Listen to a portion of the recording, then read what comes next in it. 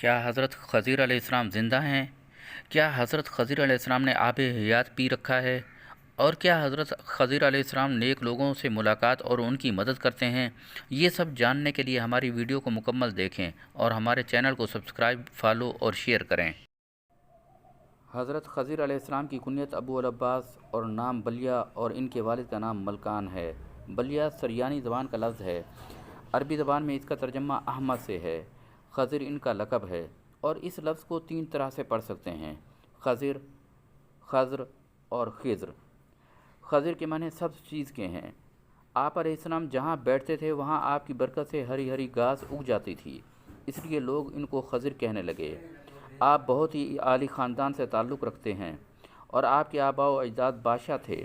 بعض عارفین نے فرمایا ہے کہ جو مسلمان ان کا اور ان کے والد کا نام اور ان کی کنیت یاد رکھے گا، انشاءاللہ اس کا خاتمہ ایمان پر ہوگا۔ حوالہ ساوی جلد نمبر 4 صفحہ نمبر 1207۔ تاہم یہ بات یاد رکھنی چاہیے کہ یہ کوئی مستند روایت نہیں۔ حضرت خضر علیہ السلام حضرت ذوالقرنین کے خالہ زاد بھائی بھی تھے۔ حضرت خضر علیہ السلام حضرت ذوالقرنین کے وزیر اور جنگلوں میں علمبردار رہے ہیں۔ یہ حضرت سام بن نوح علیہ السلام کی اولاد میں سے ہیں۔ تفسیر ساوی میں ہے کہ حضرت ذوالقرنین حضرت ابراہیم خلیل اللہ علیہ السلام کے دست حق پرست پر اسلام قبول کر کے مدتوں ان کی صحبت میں رہے اور حضرت ابراہیم خلیل اللہ علیہ السلام نے ان کو کچھ وصیتیں بھی فرمائی تھیں۔ اس سے معلوم ہوتا ہے کہ حضرت خضر علیہ السلام کا دور حضرت ابراہیم علیہ السلام کے دور کے فوری بعد کا ہی ہے۔ کیا حضرت خضر علیہ السلام زندہ ہیں؟ اس میں کچھ علماء نے اختلاف کیا ہے، لیکن جمہور علماء یعنی کثیر علماء کی رائے یہی ہے کہ وہ زندہ ہیں، بلکہ ان کی ملاقات حضرت موسیٰ علیہ السلام سے بھی ثابت ہے۔ حالانکہ آپ کا دور حضرت موسیٰ علیہ السلام سے کئی سو برس پہلے حضرت ابراہیم علیہ السلام کے فوری بعد کا ہے۔ تفسیر روح البیان کے مطابق حضرت یوسف علیہ السلام جو کہ حضرت ابراہیم علیہ السلام کے بڑ پوتے ہیں، ان کے درمیان اور حضرت موسیٰ علیہ السلام کے درمیان 400 سال کا فرق ہے، تو اس لحاظ سے حضرت موسیٰ علیہ السلام حضرت خضر علیہ السلام سے تقریباً 600 سال بعد پیدا ہوئے۔ واللہ عالم۔ آپ علیہ السلام بھٹکے ہوئے لوگوں کی مدد کرتے ہیں۔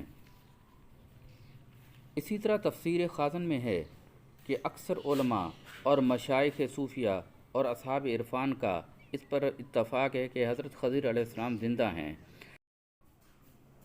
شیخ ابو عمرو بن صلاح نے اپنے فتویٰ میں فرمایا ہے کہ حضرت خضر جمہور علماء و صالحین کے نزدیک زندہ ہیں۔ یہ بھی کہا گیا ہے کہ حضرت خضر و الیاس دونوں زندہ ہیں اور ہر سال زمانہ حج میں ملتے ہیں۔ یہ بھی اس میں منقول ہے کہ حضرت خضر علیہ السلام نے چشمہ حیات میں غسل فرمایا اور اس کا پانی پیا۔ اسی طرح تفسیر ساوی میں ہے کہ حضرت خضر علیہ السلام حضور خاتم النبیین صلی اللہ علیہ وسلم کی زیارت سے بھی مشرف ہوئے ہیں، اس لیے یہ صحابی بھی ہیں۔ اسی طرح حضرت عمر بن عبدالعزیز رضی اللہ تعالی عنہ سے بھی ان کی ملاقات ثابت ہے اور حضرت خضر علیہ السلام نے ان کو نصیحت بھی فرمائی تھی کہ اے عمر رضی اللہ تعالی عنہ، اس بات سے بچنا کہ تو ظاہر میں تو خدا کا دوست ہو اور باطن میں اس کا دشمن ہو، کیونکہ جس کا ظاہر اور باطن مساوی نہ ہوں وہ منافق ہوتا ہے اور منافق کا مقام درک اسفل ہے۔ یہ سن کر عمر بن عبدالعزیز رضی اللہ تعالی عنہ یہاں تک کہ روئے، آپ کی داڑھی مبارک تر ہو گئی۔ آب حیات کے متعلق بہت اختلاف ہے۔ بعض لوگ اس کو ایک افسانے کے علاوہ کچھ نہیں کہتے، کیونکہ آب حیات کا تذکرہ نہ قرآن میں ہے نہ ہی کسی حدیث سے ثابت۔ ہاں، کچھ علماء کرام نے اس کا تذکرہ اپنی تفسیر میں حضرت ذوالقرنین کے پہلے سفر کے زمرے میں کیا ہے، جیسا کہ تفسیر خزائن العرفان میں ہے۔